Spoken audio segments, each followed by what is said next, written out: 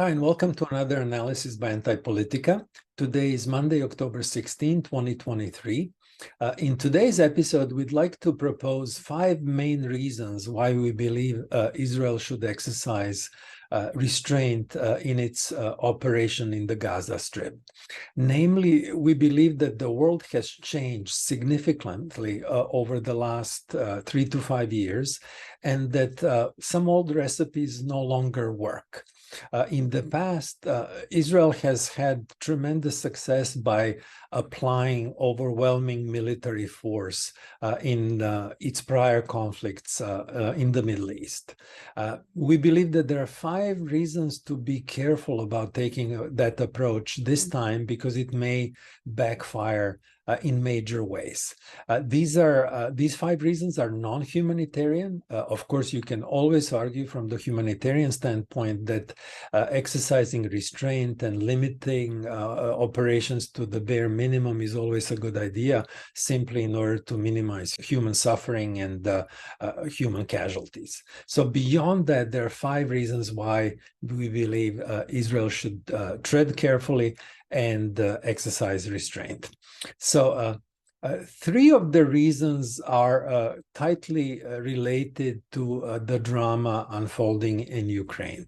We believe that the war in Ukraine has significantly weakened the West, militarily, politically, and economically. So the first reason for restraint is that the West has depleted its stockpiles of ammunitions and arms and missiles and other military hardware. And it's not clear that the West would be able to support Israel in a longer expanded conflict. So one big danger of the current situation is that if Israel enters forcefully into Gaza and starts inflicting a great deal of destruction and human suffering, then Hezbollah in southern Lebanon may get activated and start shelling north of Israel and other parts of Israel. Apparently, they have capability to do so.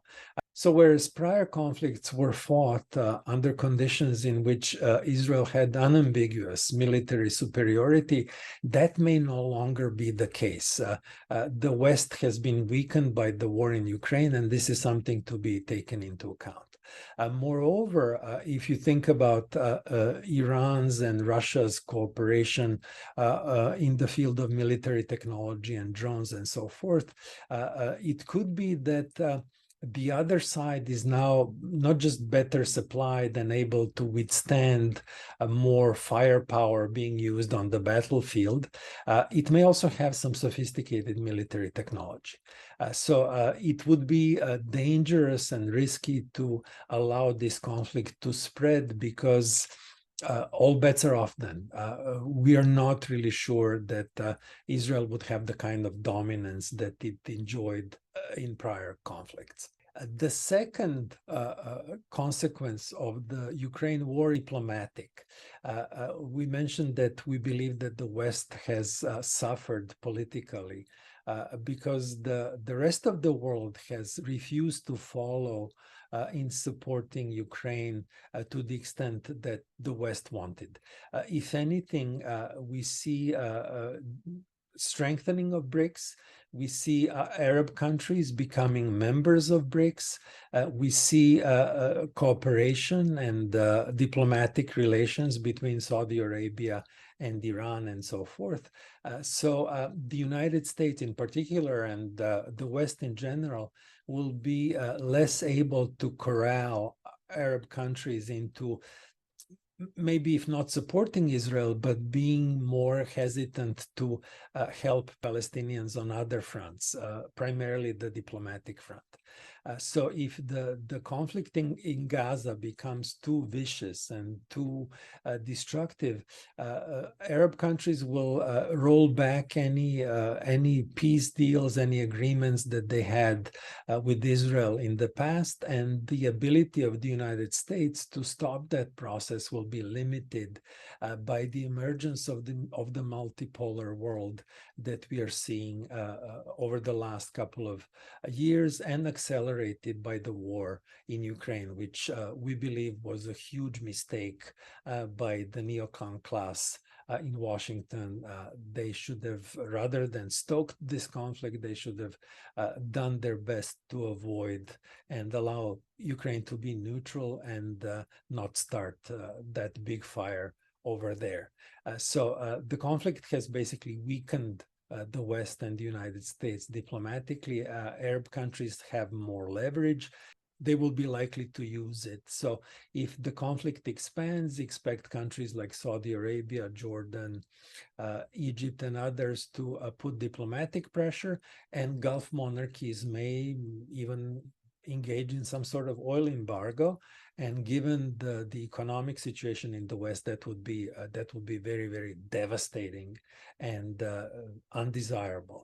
So that's another reason to exercise restraint so as not to trigger these processes that would make Arab countries take decisive diplomatic and economic action against the West. The third reason is that the war in Ukraine has accelerated the development of military technologies, in particular drone technology, various missiles, and so forth.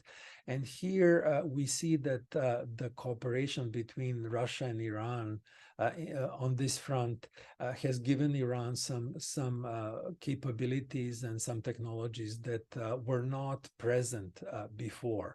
So the changing technology of warfare and the new generation of warfare in which countries that are potentially part of an anti-Israel alliance would be relatively strong and relatively sophisticated militarily. Moreover, we suspect that Hamas has really undergone training and is ready for street combat. That is, if you think about Israel's dilemma, if the action is limited to bombardments, then the risk is that Hezbollah will join and that Arab countries will not be able, because of the pressure of the public, they will not be able to stay disengaged. They'll probably launch serious diplomatic offensives and, moreover, engage in economic boycotts and oil embargoes. And on top of that, Iran, Syria, and Lebanon, Hezbollah, they may also engage militarily. So this is something that's not favorable for aerial bombardment of Gaza. And if you don't want to do that, you have to go into street combat. And it could be that Hamas is ready for it, and that the casualties on the Israeli forces would be difficult to stomach. Reason number three is less related to Ukraine, but is related to the information revolution.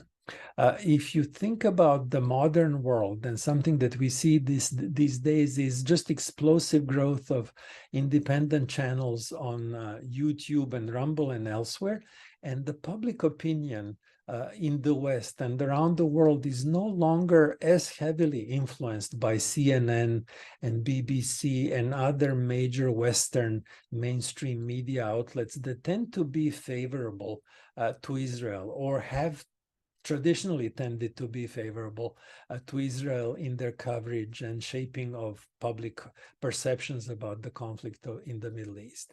We see a lot of criticism, a lot of independent thinking, alternative voices having their say, and the control of the information front will no longer be favorable the way it used to be in prior conflicts in the Middle East. So not only are things potentially riskier on the military front, the propaganda front may be this time much more difficult for Israel than in prior conflicts.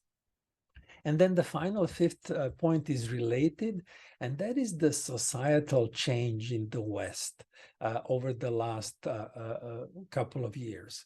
We saw the Black Lives Matter movement. We saw the growth of Antifa and other movements that have changed these societies in profound ways.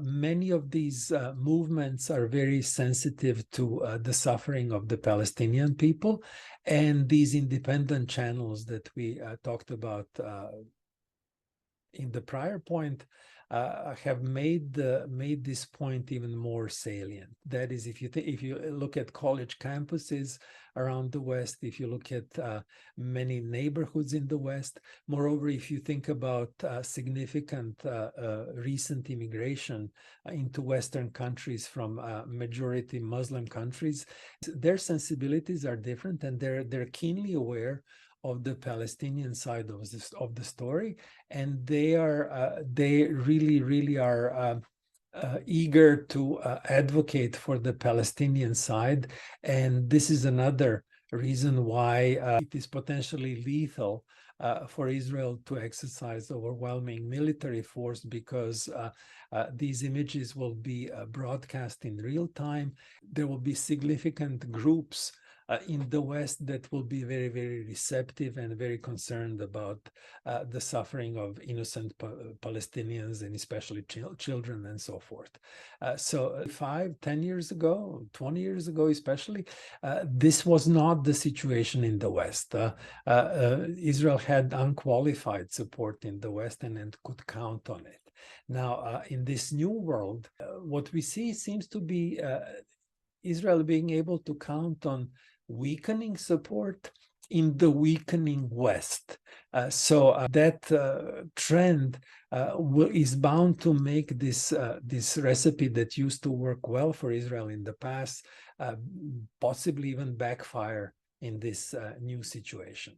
So given that this is the case, the best approach to us seems to be to really limit the military intervention in Gaza, make it fast and limit it as much as possible, and focus on the diplomatic front.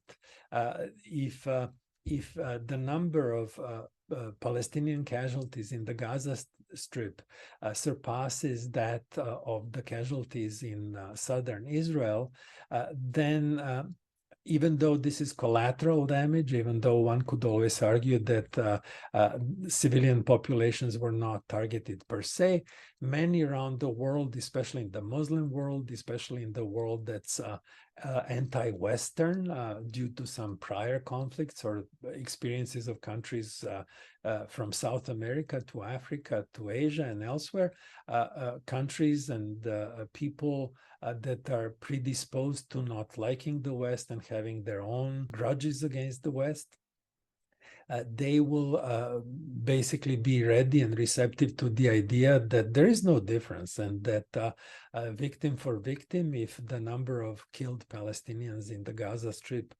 surpasses that to the number of Israelis killed in southern Israel, the world's opinion about this conflict will swing to the very negative side as far as Israel is concerned. So that leaves us basically with diplomacy.